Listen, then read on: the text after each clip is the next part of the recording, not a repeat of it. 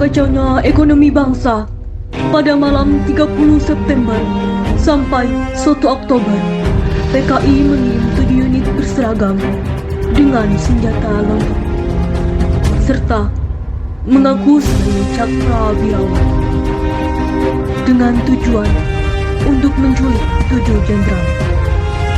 7 jenderal tersebut yaitu Abdul Haris Nasution, Jenderal Ahmad Yani, Mas Tirto Darmo Haryono, Jenderal Sutoyo, Jenderal Kiswondo Parman, Jenderal Suprapto, dan Donald Ishak Panjaitan.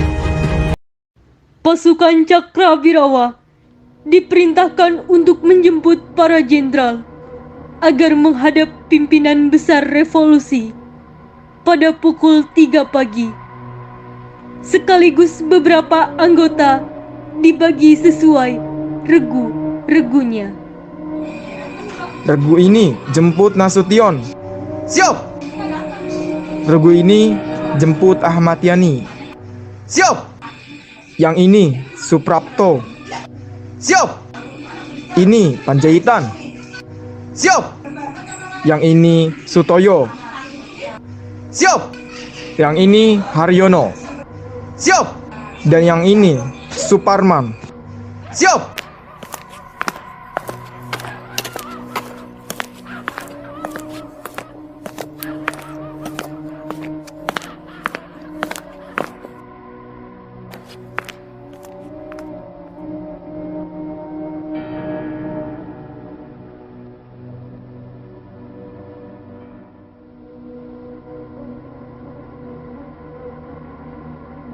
Ahmad Yani meninggal di tempat.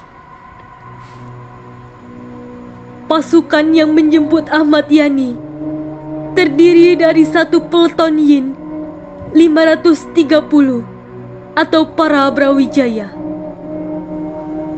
1 regu PP Auri, dan 2 regu sukarelawan organisasi pemuda bernama Pemuda Rakyat.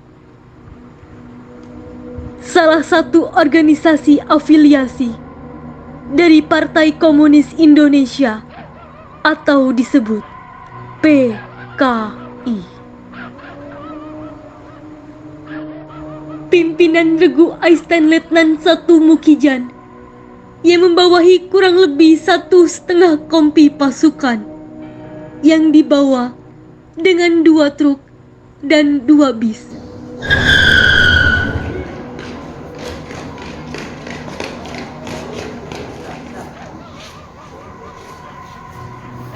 Mukijan kemudian membagi regunya menjadi 3 kelompok. Kelompok pertama menjadi penjaga bagian belakang. Kelompok kedua menjaga bagian depan rumah. Dan kelompok ketiga yang dipimpin langsung oleh Mukijan serta Sersan 2 Raswat masuk ke halaman utama dan masuk rumah.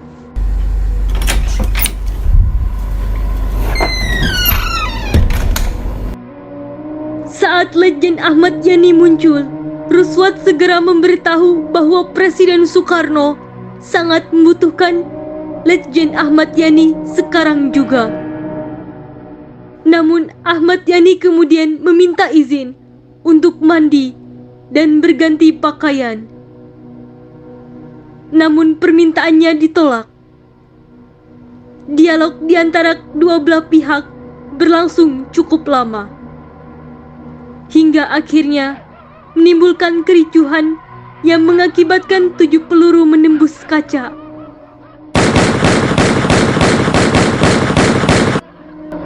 Ahmad Yani pun terbunuh di kamarnya.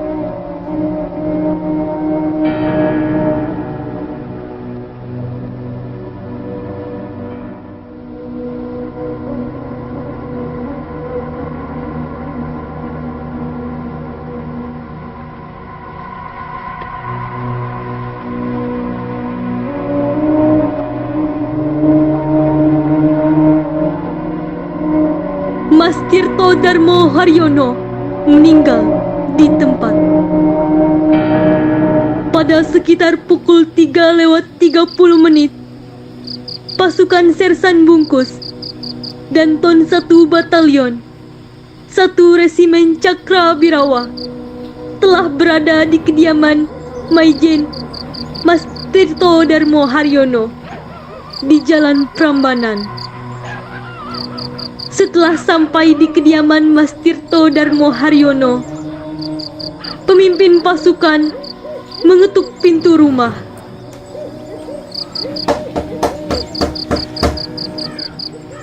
Kemudian terdengar jawaban dari dalam kamar di rumah Mas Tirto Darmo Haryono.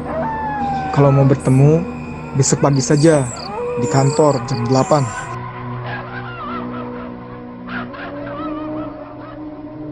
Saat itu juga, Sersan Bungkus memutuskan langsung untuk mendobrak pintu depan.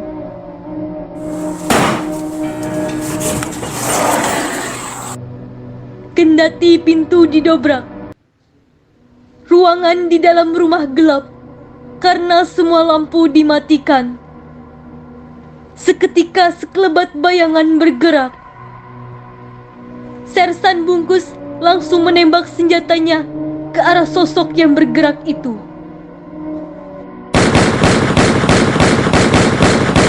Sosok itu adalah Maijen Mas Tirto Darmo Haryono. Peluru bungkus seketika menewaskannya. Jenazah Mas Tirto Darmo Haryono kemudian dibawa oleh pasukan pimpinan Sersan Bungkus.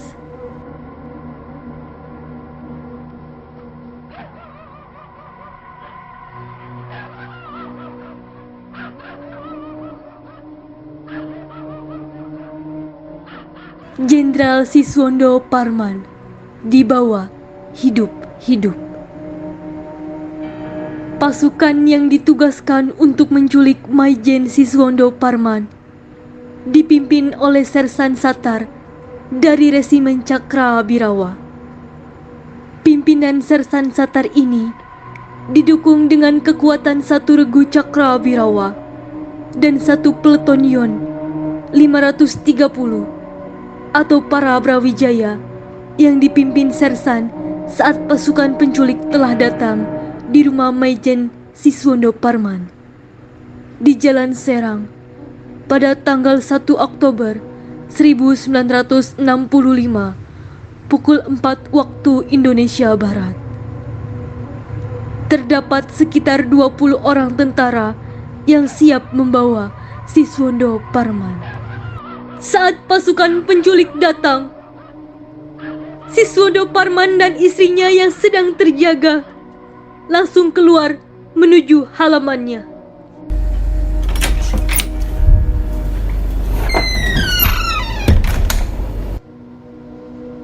Secara langsung, Siswondo Parman langsung bertanya pada sekelompok pasukan Cakrabirawa atas apa yang terjadi. Dijawab oleh pasukan penculik bahwa mereka diperintahkan oleh Presiden untuk menjemput Maijen Siswondo Parman dengan ditemani oleh kelompok utama pasukan. Siswondo Parman kemudian masuk ke dalam rumah untuk berganti pakaian. Siswondo Parman mengira jika dirinya akan ditahan atas perintah Presiden Soekarno. Sambil berganti pakaian, Siswondo Parman membisikkan pesan kepada istrinya agar segera menghubungi Letjen Ahmad Yani. Namun demikian, perintah tersebut terdengar pasukan penculik. Segera saat itu, pasukan Cakrabirawa merampas telepon di rumah tersebut dan pergi membawa Maijen Siswondo Parman.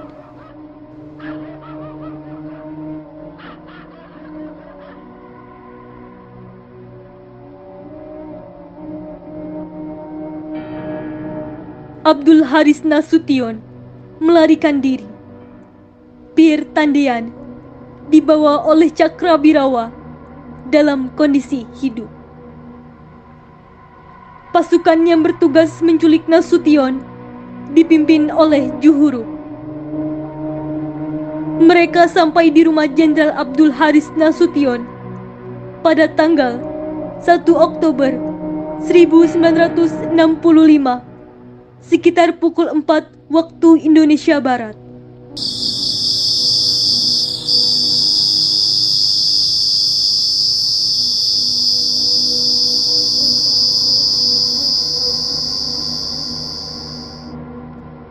Sekitar 100 pasukan datang dengan 3 truk.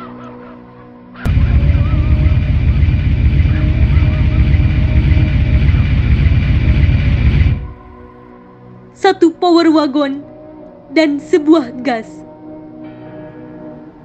Lokasi rumah Abdul Haris Nasution berdekatan dengan rumah milik Wakil Perdana Menteri II, Dr. Johannes Leimena. Saat sampai di lokasi, seorang penjaga rumah milik Leimena, anggota Brimob Ajun Inspektur II, Karel Satsuit Tubun, terlebih dahulu dihabisi oleh pasukan penculik. Karel terbangun karena mendengar suara gaduh. Sempat mempertahankan diri, namun nahas peluru pasukan menewaskannya.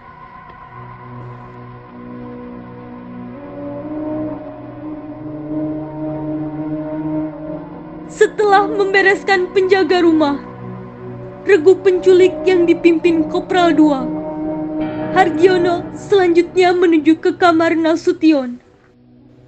Mengetahui ada suara di luar, istri Nasution yang terbangun langsung keluar kamar.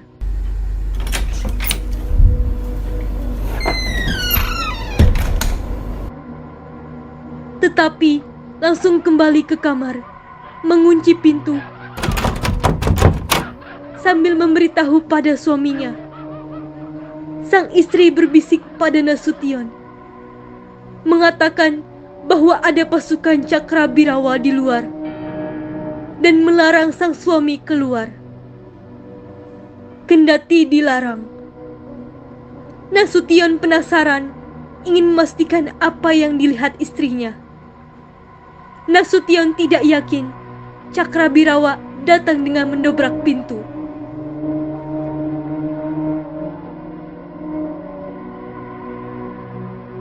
Nasution kemudian membuka pintu kamar.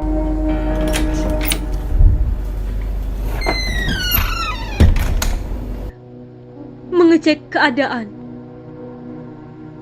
Saat pintu dibuka, tembakan menyasar ke arahnya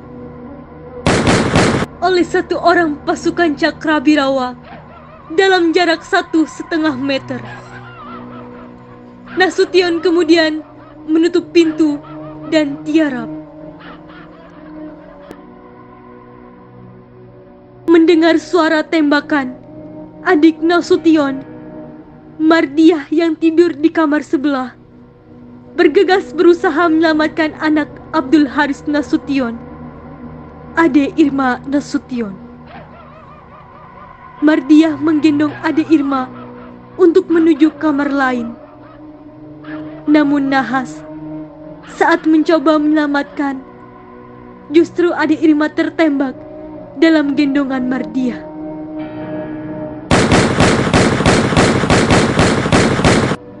Ade Irma Nasution dinyatakan meninggal dunia.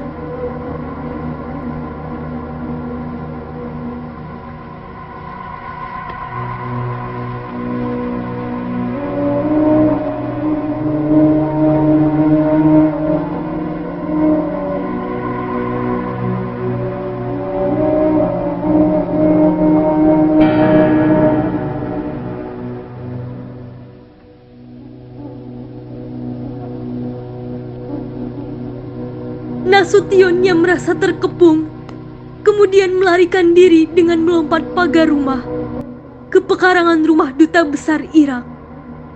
Akibatnya, kaki Nasution sempat mengalami luka.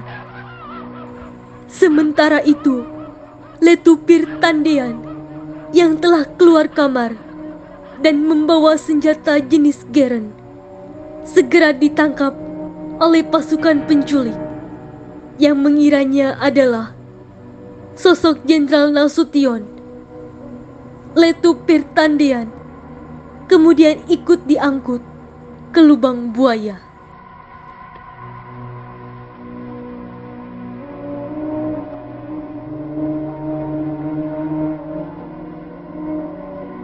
Jenderal Sutoyo dalam kondisi hidup. Pasukan yang ditugaskan untuk menculik Brigjen Sutoyo Siswo Miharjo dipimpin oleh Sersan Mayor Surono yang memimpin satu peleton dari resimen Cakrabirawa. Saat Regu yang bertugas menculik Brigjen Sutoyo Siswo Miharjo sampai di tempat kediamannya di Jalan Sumenep, para penjaga sipil di jalan itu dilumpuhkan satu persatu. Regu yang dipimpin oleh Sersan Mayor Surono ini dibagi menjadi beberapa kelompok. Kelompok yang utama adalah kelompok yang bertugas memasuki rumah. Regu ini berhasil membujuk Brigjen Sutoyo untuk membuka pintu kamarnya dengan alasan menyampaikan surat dari Presiden Soekarno. Brigjen Sutoyo diringkus di kamarnya. Tangannya diikat, matanya ditutup dan langsung dibawa ke dalam truk untuk kemudian dibawa ke lubang buaya.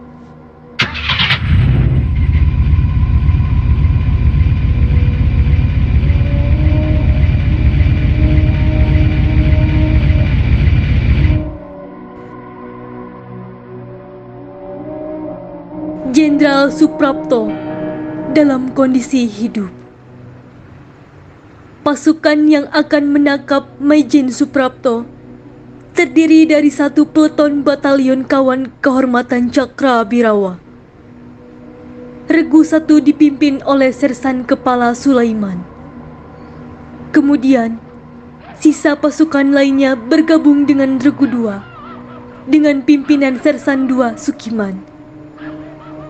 Pada tanggal 1 Oktober 1965, sekitar pukul 4 waktu Indonesia Barat, pasukan penculik sampai di rumah Maijen Jenderal Suprapto. Pasukan ini terdiri dari 19 orang pasukan di bawah pimpinan Serka Sulaiman dan Serda Sukiman. Saat itu, di rumah Maijen Suprapto tidak ada penjagaan. Regu penculik yang berangkat dengan sedikit personil menggunakan truk.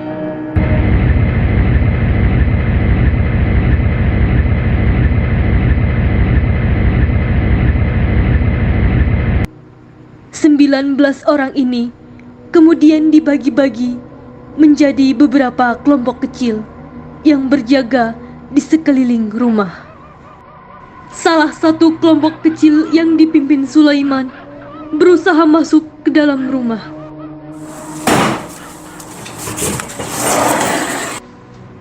Maijen Suprapto yang kebetulan malam itu tidak bisa tidur, akhirnya keluar rumah dengan hanya mengenakan sarung, sandal, dan kaos oblong. Kopral 2 Suparman menyambut Suprapto dan mengatakan bahwa Presiden ingin segera bertemu. Suprapto tidak diizinkan untuk berganti pakaian dan langsung saja dibawa ke dalam truk Toyota. Sebelum pergi, para penculik juga sempat merusak telepon di rumah Maijen Suprapto.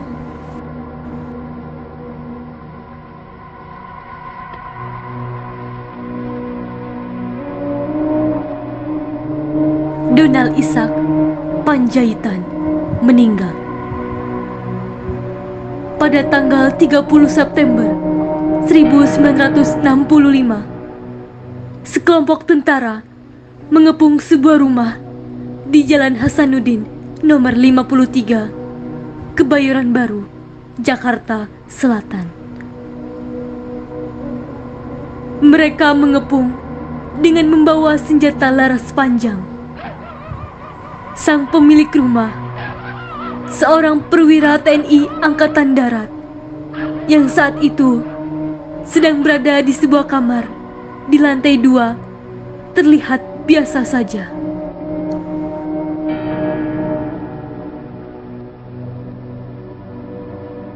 Dengan mengenakan seragam militer lengkap, Brigadir Jenderal Donald Ishak Panjaitan berkaca ke sebuah cermin di lemari besar.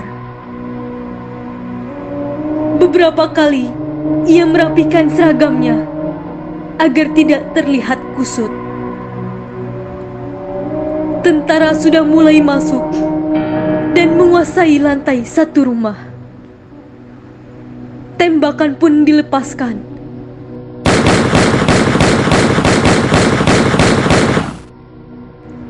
Beberapa perabot rumah jadi sasaran tembakan. Istri dan anak Donald Ishak Panjaitan yang juga berada di lantai 2 semakin ketakutan. Seorang asisten rumah tangga melaporkan bahwa 2 keponakan Donald Ishak Panjaitan berada di lantai 1, yaitu Albert dan Victor, terkena tembakan. Namun, Donald Ishak Panjaitan tetap tenang. Panjaitan kemudian turun ke lantai 1 yang dikuasai oleh para tentara dengan langkah perlahan. Pasukan tentara yang mengepung rumah Panjaitan disebut berasal dari Satuan Cakrabirawa, pasukan khusus pengawal Presiden Soekarno. Mereka mengatakan bahwa jenderal berbintang 1 itu dipanggil oleh Presiden Soekarno karena kondisi darurat. Sebelum itu, Panjaitan menyempatkan diri untuk berdoa yang menyebabkan para tentara semakin marah. Seorang tentara memukulkan popor senjata, tetapi oleh Panjaitan ditepis sebelum menghantam wajahnya. Tentara yang lain marah. Asisten 4 menteri atau Panglima Angkatan Darat itu ditembak.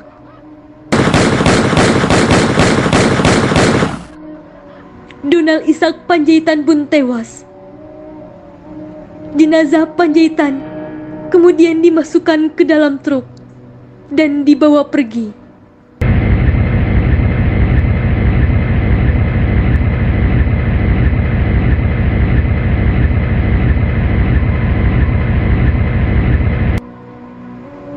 Darah dari pria kelahiran Balige, Sumatera Utara itu berceceran di teras rumah. Penembakan itu disaksikan oleh putri sulungnya, Catherine. Setelah gerombolan tentara pergi, ia mendatangi tempat ayahnya ditembak. Catherine memegang darah ayahnya dengan penuh haru dan mengusapkannya ke wajah.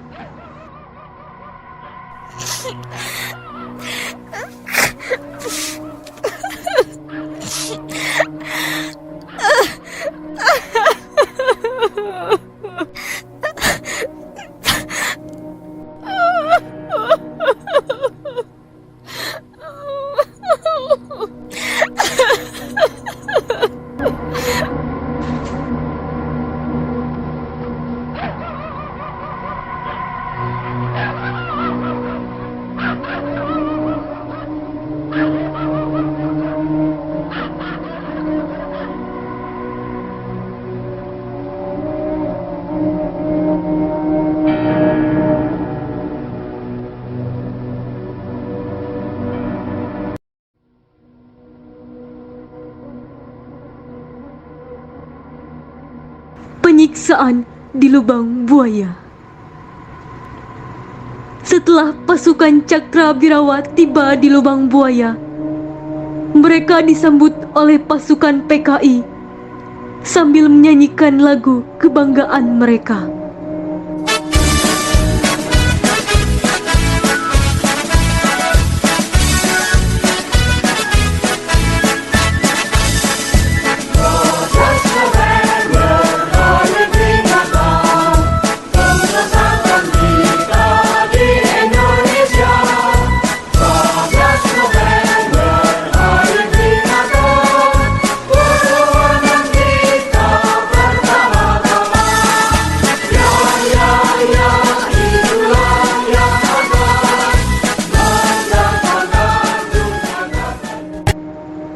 Kemudian, 3 jenderal yang masih hidup, termasuk Pir Andreas Tendean, dibawa ke rumah penyiksaan.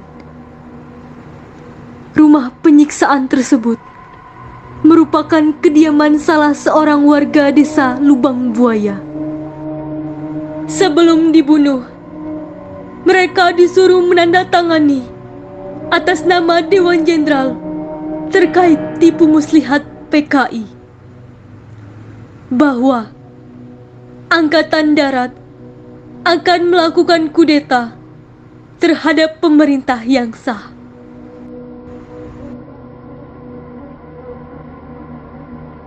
Padahal itu cerita hayalan yang dikarang PKI. Pak Siswondo Parman lalu disuruh tanda tangan. Andai dia mau tanda tangan, berarti TNI Angkatan Darat benar-benar akan melakukan kudeta. Tapi beliau kukuh TNI Angkatan Darat tidak akan melakukan kudeta. Pada titik itulah penyiksaan terhadap para jenderal dan ajudan Nasution yang masih hidup dimulai. Mereka semua, Maijen Siswondo Parman, Maijen Suprapto, Brigjen Sutoyo, Letupir Andreas Tendean akhirnya tewas dibunuh. Dalam kondisi antara hidup dan mati, tubuh para jenderal itu lantas digeret dan dimasukkan ke sebuah sumur di lubang buaya. Setelah tubuh mereka masuk semua, untuk meyakinkan mayat meninggal, mereka langsung ditembak lagi. Lalu jasad ditutup dengan sampah pohon karet dan ditutup tanah, serta ditanam pohon pisang utuh di atasnya. Seakan-akan di bawah itu tidak ada mayat. Sumur ditemukan pada sore pada tanggal 3 Oktober. Sumur lalu digali pakai tangan. Keesokannya pada tanggal 4 Oktober mayat diangkat. Gugur satu tumbuh seribu, tanah air jaya sakti.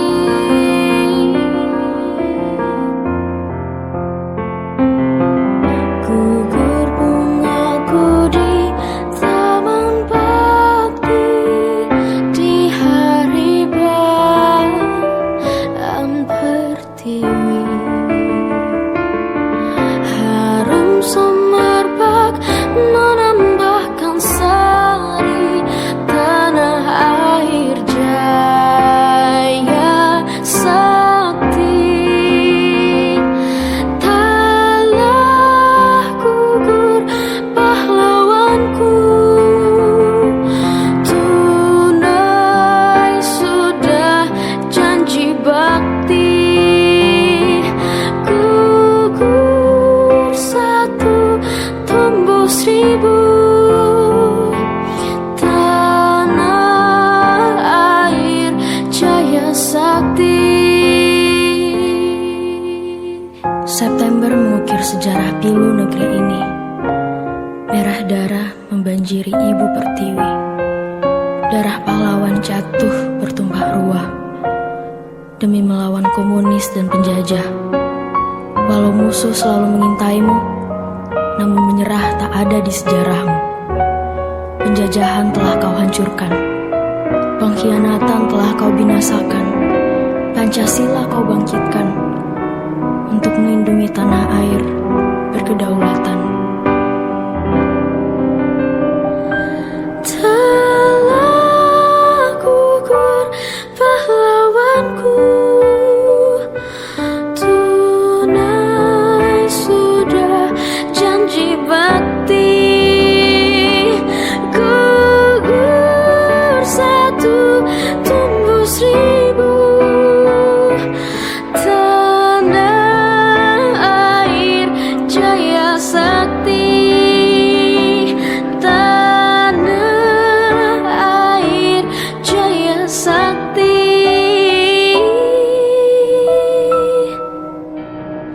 Tanah air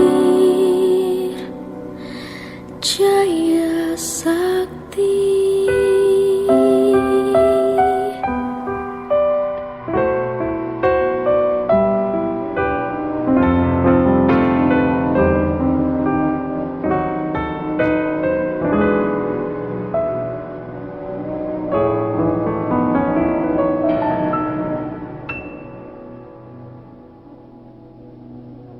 Telah gugur pahlawanku,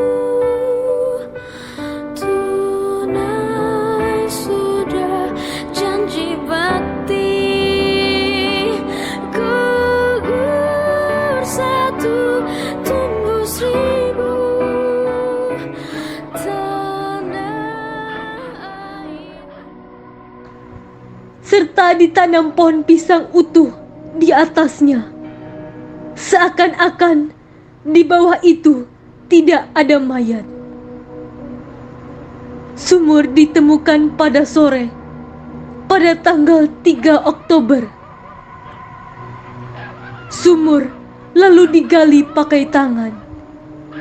Keesokannya, pada tanggal 4 Oktober, mayat diangkat. Kekejaman PKI menunjukkan dan melanggar Pancasila sila kedua, peri manusia yang adil dan beradab. Drama sebabak ini menunjukkan gambaran betapa kejamnya PKI pada saat itu. Dan kalian sebagai generasi penerus bangsa harus bisa menilai dan memahami kehidupan kalian di kiri kanan kalian nanti. Mereka yang berpaham komunis harus segera ditindak, dilaporkan, dan jangan sampai hidup kembali, karena sampai kapanpun komunis adalah penjahat, penghisap darah rakyat, bahkan dia adalah tidak berperik manusia. Oleh karena itu, penanaman jiwa nasionalisme dan karakter bangsa ini serta jiwa patriotik sejati kalian menunjukkan bahwa drama tadi adalah sebuah ilustrasi yang luar biasa. Tepuk tangan. Ini sebuah awal yang baik. Pengalaman yang pertama ini, yang perdana, menunjukkan adanya sebuah kompetensi kalian punya karakter dan jiwa seni yang tinggi. Dan saya berharap sebagai pimpinan sekolah ini, Ibu Pembina Seni, Bu Diah, Bu Leri dan kawan-kawan mengagendakan munculnya drama-drama ke depan, teater-teater ke depan, dan sekolah mensupport. Karena disinilah simulasi yang paling mengesankan dan paling mengena terhadap pendidikan karakter bangsa, terutama untuk mencintai bangsa dan tanah air negara Indonesia ini. Sekali lagi terima kasih kepada tim seni dan teater SMA Negeri 1 Serang Baru. Semansa Sera, juara, yes. Assalamualaikum warahmatullahi wabarakatuh. Waspada dan mawas diri agar peristiwa semacam ini tidak terulang kembali, dan jangan sekali-sekali melupakan sejarah. Pancasila. Kami pelajar Pancasila. Tumbas PKI dengan Pancasila. Tumbas PKI dengan Pancasila. Sakti Pancasila. Sakti Pancasila. Pertahankan Pancasila. Pertahankan